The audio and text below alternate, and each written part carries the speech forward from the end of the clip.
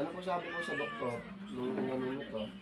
Eh, sabi niya, yung matagal na, hindi na ako, karaan na isang taon, bago ko, hindi na ako nakabalik.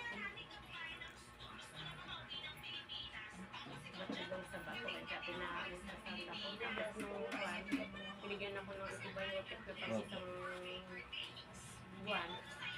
Eh, parang may lumabas na para bang klase ng oatmeal. Opo.